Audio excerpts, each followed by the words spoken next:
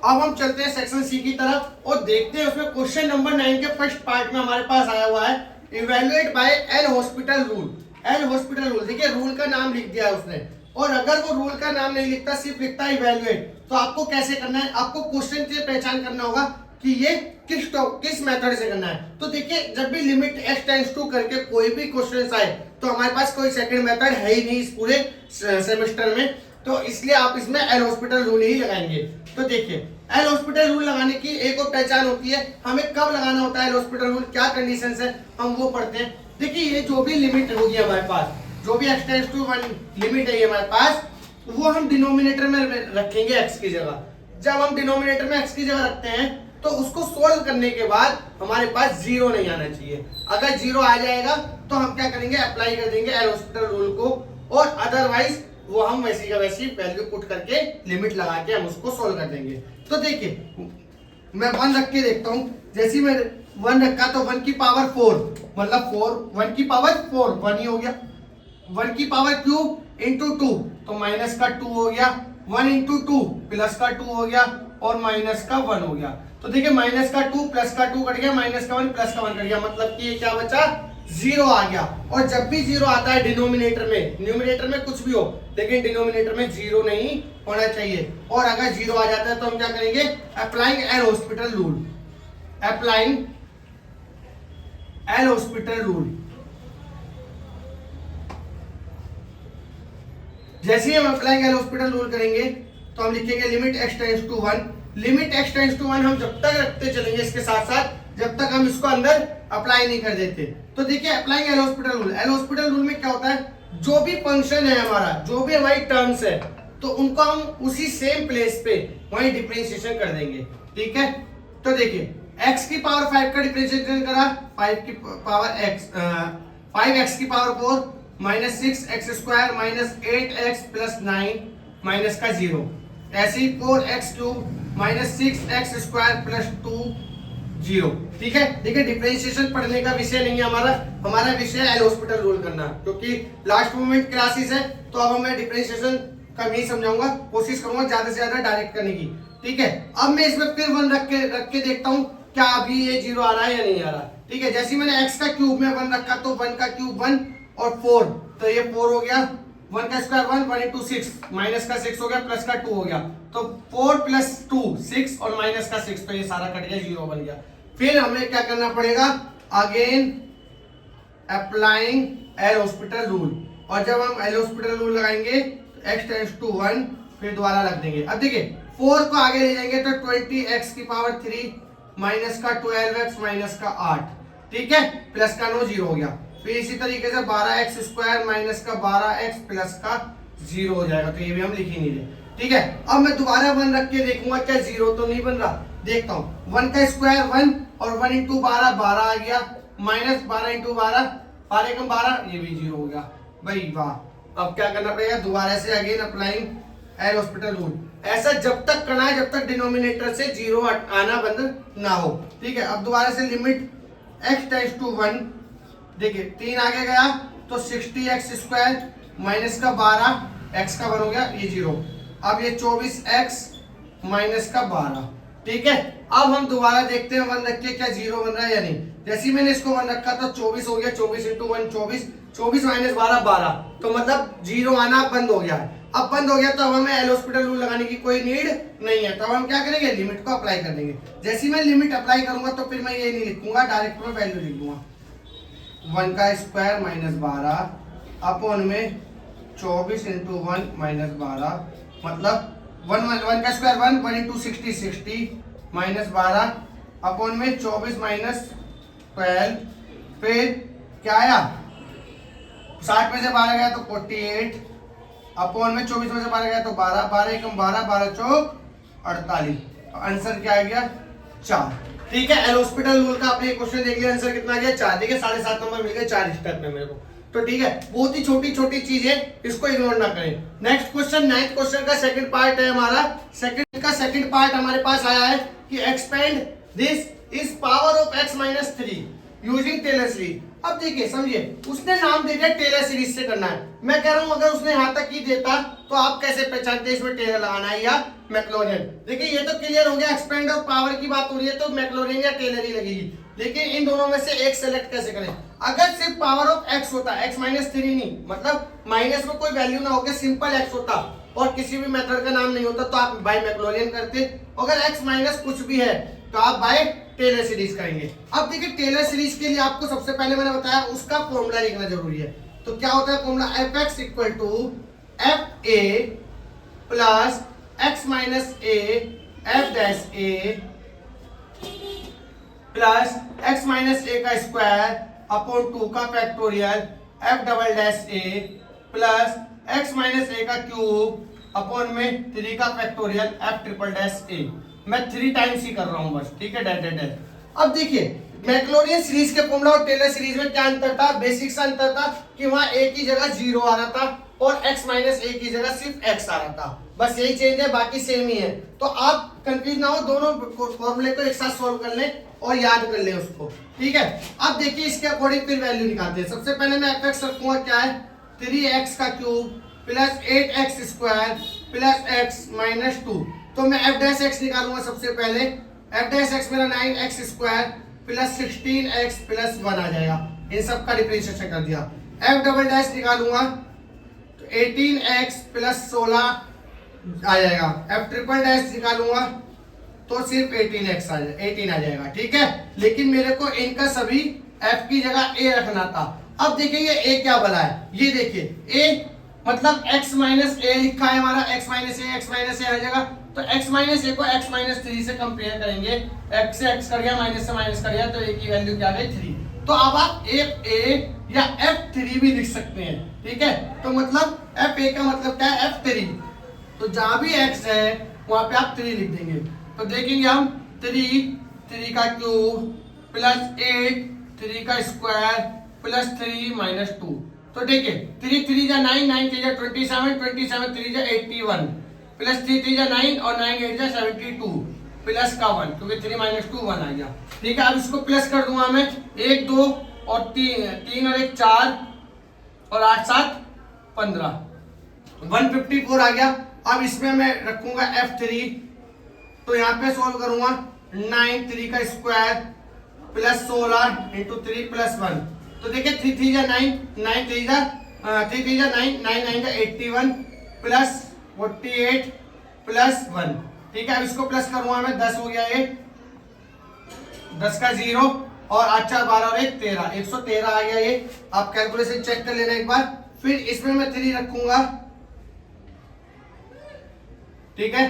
तो क्या आएगा? 18 इंटू 3 प्लस 16 18 3 54 प्लस 16 मतलब कितना हो गया ये? 60 और 70 हो गया। ऐसी f ट्रिपल डैश 3 निकालूंगा तो कितना आ जाएगा? 18 ही आ जाएगा, क्योंकि यहाँ कहीं x है ही नहीं जहां पे मैं 3 रखूं, ठीक है। ये हमारा 18 ही आ जाएगा।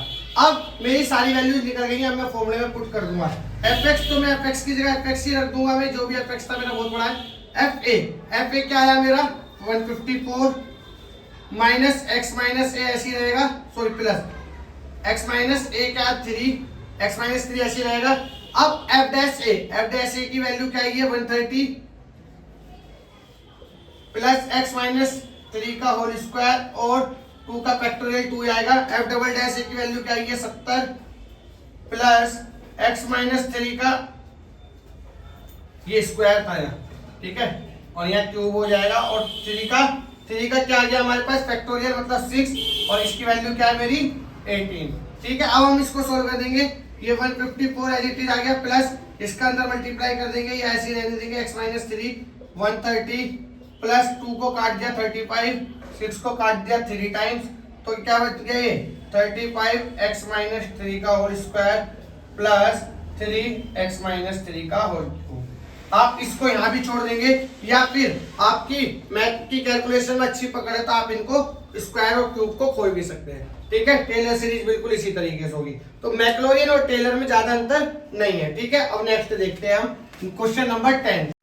तो दोस्तों क्वेश्चन नंबर 10 का ए जो है बहुत ही मोस्ट इंपोर्टेंट क्वेश्चन है, और हो सकता है सेम टू सेम ये कल पेपर में देखने को मिले आपको। तो दोस्तों देखिए करना क्या है इसमें, एक वेक्टर है ए और एक वेक्टर है बी, दो वेक्टर है आपके पास, और आपको सॉर्ट आउट करने के लिए बोला है क्या कि a plus B is perpendicular to a minus b, मतलब ए प्लस बी निकालोगे आप, वो परपेंडिकुलर है किसके, ए माइनस बी के, बिल्कुल ठीक है। Also find the angle between A and b, a और बी का एंगल फाइंड भी करना है आपको। तो देखिए यहाँ पे कंडीशंस बहुत ज्यादा विकट है। क्या कंडीशन है, देखिए कि आपको ए plus B A minus B भी निकालना है और एंगल भी निकालना है और आपको परपेंडिकुलर भी शो करना है। तो बच्चा कंफ्यूज कैसे होगा कि भाई ए प्लस बी मतलब ये और ये प्लस करना, माइनस में ये और ये को माइनस करना, एंगल इन दोनों का निकालना। तो बच्चा क्या करता है, इसी सीरियल से चलते चलते इसी फॉर्म में वो परपेंडिकुलर भी इन्हीं दोनों का निकाल देगा, जबकि उसने बोला है कि परपेंडिकुलर किसका निकालना, ए प्लस बी को बताना ए माइनस बी के परपेंडिकुलर है या नहीं, ठीक है ना। तो अब आप हम देखेंगे क्या कि सबसे पहले हम क्या करेंगे, एक ए प्लस बी निकालेंगे। तो मुझे बहुत अच्छी तरीके से वो आता है, मैंने एक वेक्टर की वीडियो में आपको पूरा ऑपरेशन समझाया है इसका, ठीक है। प्लस 3i माइनस जे प्लस 2k, ठीक है। इसका मैं प्लस कर दूंगा तो क्या करेंगे 1 प्लस 3i तो मतलब 4i, माइनस का 2i माइनस का ji माइनस का 3j माइनस का 3 प्लस का 2 तो माइनस का k, ये आ गया प्लस। अब इसी तरीके से a माइनस बी निकाल दूंगा मैं, तो मतलब इन दोनों का माइनस कर दूंगा, माइनस का i माइनस का 2j माइनस का 3k माइनस का 3i प्लस का j माइनस का 2k। अब ये मैंने क्या किया, ये माइनस को अंदर खोल दिया, क्योंकि यहाँ माइनस था, जब प्लस था तो उसने कोई भी साइन को चेंज नहीं किया था, लेकिन माइनस आने पे साइन चेंज हो गए। तो i माइनस 3i तो माइनस का 4i माइनस का 2j माइनस का सॉरी प्लस का j तो माइनस का 1j हो जाएगा, तो माइनस का j माइनस का 3k माइनस का 2k माइनस का 5k, ठीक है। a प्लस बी और a माइनस बी निकल गए। अब हमें निकालने क्या थे कि ये इसके परपेंडिकुलर है या नहीं है। तो परपेंडिकुलर की कंडीशन क्या होती है, परपेंडिकुलर की कंडीशन क्या होती है, a dot B equal to 0 होना चाहिए। मतलब यहाँ पे a डॉट बी मतलब जो भी दो वेक्टर है आपस में जिसका हमें परपेंडिकुलर शो करना है, वो आपस में उनका डॉट प्रोडक्ट करने पे वो 0 होना चाहिए। अब 0 होने का मतलब क्या, बच्चा क्या करेगा, यहाँ पे a और b वाले लिखेगा, लेकिन उसने बोला था कि a plus B A minus B के परपेंडिकुलर होना चाहिए, ठीक है। तो ये इसके परपेंडिकुलर होना चाहिए, मतलब हमें क्या करना है यहाँ पे a plus B dot A minus B equal to 0, मतलब ये इसके परपेंडिकुलर, तो मतलब इन दोनों का डॉट प्रोडक्ट निकाल देंगे, ठीक है।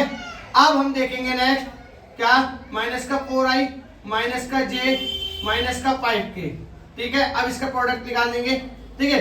4 जा 16 माइनस का i j के डॉट प्रोडक्ट पे हम यूज नहीं करते, माइनस का प्लस, तो प्लस का क्या आएगा 3 बन जा 3 माइनस माइनस प्लस प्लस का 5, ठीक है। अब देखिए 8 और इक्वल टू में क्या है 0, ठीक है। तो 8 आ गया प्लस का और माइनस का 16, तो माइनस का 8 इक्वल टू 0, तो ये नॉट इक्वल टू 0 आ गया। तो हम क्या लिखेंगे कि ये परपेंडिकुलर नहीं है, हम लिखेंगे a plus B is not perpendicular to a minus B, ठीक है, कि ये प्लस बी जो है इसके परपेंडिकुलर नहीं है। अगर ये 0 होता है तो हम लिखते परपेंडिकुलर है। अब उसने बोला है also find the angle between A and B. तो देखिए एंगल निकालने के लिए आपको कोस थीटा यूज करना होगा, और कोस थीटा का फॉर्मूला क्या होता है, ए डॉट बी अपन में ए का मोड और बी का मोड, ठीक है। अब ए डॉट बी मतलब इन दोनों का डॉट प्रोडक्ट करो, उसे ऊपर लिखो, ए का मोड निकालो उसे नीचे लिखो, बी का मोड निकालो उसे यहाँ लिखो, ठीक है। ये मैं समझा चुका हूँ, एक बार वो बता देता हूँ। देखिए पहले डॉट प्रोडक्ट कर रहा हूँ, 3 बन जा 3 माइनस माइनस प्लस प्लस का 2 बन जा 2 माइनस प्लस माइनस माइनस का 3 2 जा 6, ठीक है। अब ए का मोड निकालना है मुझे। ए का मोड कैसे निकालते हैं, रूट में सबका स्क्वायर मतलब 1 का स्क्वायर ए का मोड निकाल रहा हूँ, प्लस 2 का स्क्वायर प्लस 3 का स्क्वायर माइनस के 2 का माइनस के 3 का स्क्वायर, ठीक है। तो ये क्या आ गया 2 का देखिए 1 प्लस 4 प्लस 9 तो ये क्या आ गया 14, तो √14 आ गया इधर। अब b का मोड निकालूंगा मैं, रूट में 3 का स्क्वायर प्लस -1 का स्क्वायर प्लस 2 का स्क्वायर, तो मतलब कि 3 का स्क्वायर 9 प्लस 1 प्लस 4 10 14 आ गया, ये भी 14 आ गया। ऊपर क्या आया 5 प्लस माइनस का 6, तो माइनस का 1 आ गया, और ये √14 की मल्टीप्लाई गई तो 14 आ गया सिर्फ। तो एंगल क्या आ गया हमारा ये। लेकिन हम लिखेंगे क्या, cos theta equal to minus का 1/14 है, तो हमें एंगल पूछा था उसने, तो एंगल क्या है इसका थीटा, तो थीटा की वैल्यू कैसे लिखेंगे, theta equal to cos inverse 1/14 minus का, ये आंसर है। क्योंकि जब हम cos को इधर से उधर ले जाएंगे तो वो इनवर्स चढ़ जाएगा। ठीक है, ये हमारा क्वेश्चन हो गया 10th का ए। ठीक है, अब नेक्स्ट हमारा उसमें देखिए कोप्लेनर और ट्रायंगल निकालना है, आपको पता ही है, वो इजीली हो जाएगा। अब हम नेक्स्ट करते हैं क्वेश्चन नंबर 11। तो दोस्तों देखिए क्वेश्चन नंबर 11 में हमारे पास एक मैट्रिक्स है, और उस मैट्रिक्स में हमें एक तो ए इनवर्स निकालना है और एक हमें कैले हैमिल्टन थ्योरम करनी है। तो मैं सबसे पहले एक पार्ट फर्स्ट करता हूं कि ए इनवर्स का इनवर्स फाइंड कर रहा हूं मैं। देखिए इनवर्स फाइंड करने के लिए हमें क्या करना होता है, सबसे पहले हमें फॉर्मूला याद होना चाहिए, ए का mod adjoint of a, adjoint of A.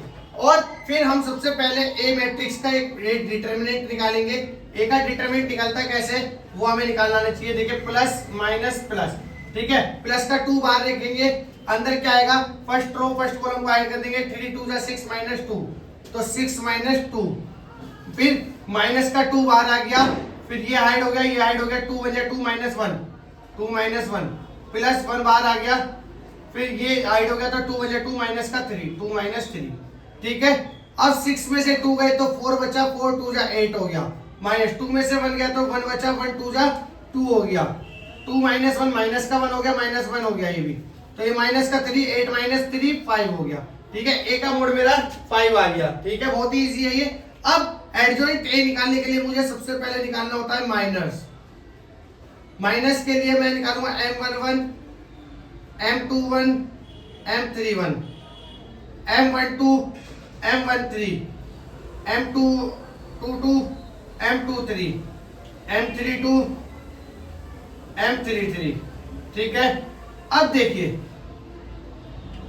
M11 मतलब फर्स्ट वाली वैल्यू किसको डिनोट कर रही है, रो को, सेकंड वाली कॉलम को, तो रो 1 कॉलम 1, रो 1 और कॉलम 1 को आप हाइड कर देंगे और फिर देखेंगे क्या आएगा। देखिए ये इस तरीके से हाइड करा तो 2 3 6 माइनस का 2, तो ये 4 आ गया मेरा। 1 2 मतलब रो फर्स्ट सेकंड कॉलम को हम हाइड करेंगे तो 2 बन जाए 2 माइनस का 1, तो ये 1 आ गया। फिर 1 3 ये फर्स्ट रो थर्ड कॉलम को हम हाइड करेंगे, 2 बन 2 माइनस का 3 तो माइनस का 1 आ गया। इसी तरीके से 2 1 मतलब सेकंड रो और फर्स्ट कॉलम का हाइड कर देंगे, 2 2 4 और माइनस का 2, तो ये भी 2 आ गया। फिर बीच वाला कर देंगे, 2 2 4 माइनस का 1 तो 3 आ गया। फिर ये गया इस तरीके से, तो 2 2 4 माइनस का 2 2 आ गया। ठीक है, नेक्स्ट हमें 3 1 के लिए, तो थर्ड रो हाइड कर देंगे, फर्स्ट कॉलम हाइड करेंगे, तो 2 बन जाए 2 माइनस का 3 माइनस का 1 आया। ये इस तरीके से गया, 2 बन जाए 2 माइनस का 1 1 आ गया। फिर इस तरीके से गया, 3 2 3 माइनस का फिर 4 आ गया। ठीक है, ये समझ आ गया होगा। अब हमें निकालने होते हैं कुछ कोफैक्टर्स, तो कोफैक्टर्स कैसे निकालते हैं, हम लिखते हैं C11 C12 C13। ठीक है, C21 C22 C23। ठीक है, C31 C32 C33। ठीक है, इसी सीरियल से इसको लिखना है, इसी तरीके से। ठीक है, अब देखिए जो भी 1 और 1 को प्लस करिए, अगर इवन आता है, अगर वैल्यू प्लस करने पर इवन आती है, इवन, तो साइन क्या रहेंगे, सेम रहेंगे। ठीक है, अगर इवन प्लस करने पर ओड आती है तो क्या हो जाएंगे, अपोजिट साइन हो जाएंगे। ठीक है, 1 + 1 2 आ गया, 2 मतलब इवन नंबर है, इवन नंबर है तो साइंस अपोजिट नहीं होंगे, सेम रहेंगे, मतलब 4 ही रहेगा। 2 + 1 3, 3 का ओड तो अपोजिट हो जाएगा, ये प्लस का 2 है तो माइनस का 2।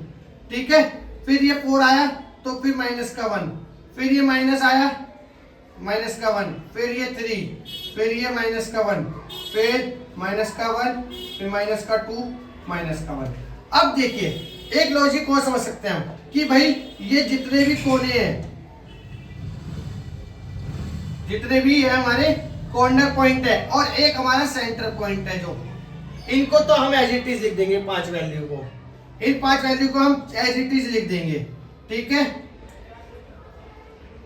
ये 4 है, ये 4 है हमारा, ठीक है ना।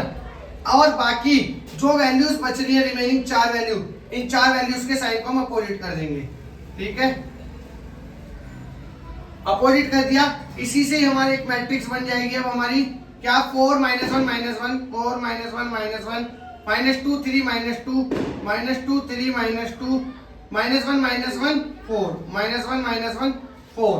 अब एडजॉइंट क्या होता है, एडजॉइंट क्या होता है, एडजॉइंट को निकालने के लिए हम क्या करते हैं, ट्रांसपोज कर देते हैं। हम क्या करते हैं, transpose of matrix, transpose of matrix. Matrix कौन सी, जो हमारी माइनर और कोफैक्टर की मदद से आई थी। इसका मैं जैसे ट्रांसपोज करूंगा तो क्या हो जाएगा, देखिए ट्रांसपोज में क्या होता है, नंबर ऑफ रो जो है वो कॉलम में चेंज हो जाती है। तो 4 -1 -1 इस तरीके से आ जाएगा, 4 -1 -1 -2 3 -2 -2 3 -2 -1 -1 4 -1 -1 4, ये हो गया। अब यही हमारा एडजॉइंट ऑफ ए है, ठीक है। अब फॉर्मूला क्या था ए इनवर्स का, ए इनवर्स का फॉर्मूला था 1 में ए का मोड और एडजॉइंट ऑफ ए। तो 1 में ए का मोड क्या है हमारा 5 और 4 -1 -1 -2 3 -2 -1 -1 4, बस। अगर ये वैल्यू अंदर डिविजिबल होगी तो आप डिवाइड कर देना, अदरवाइज ये माइनर हमारा इनवर्स हमारा आ गया। अब देखिए इसी क्वेश्चन को मैं समझता हूँ कैले हैमिल्टन से करने के लिए। तो देखिए कैले हैमिल्टन में आपको बेसिकली क्या करना होता है, एक a माइनस लैम्डा आई निकालते हैं, उसका मोड निकालते हुए 0 के इक्वल रख देते हैं। जब भी a माइनस लैम्डा आई मतलब क्या होता है, आइडेंटिटी मैट्रिक्स, जो कि क्या होती है 1 0 0 0 1 0 0 0 1, ठीक है।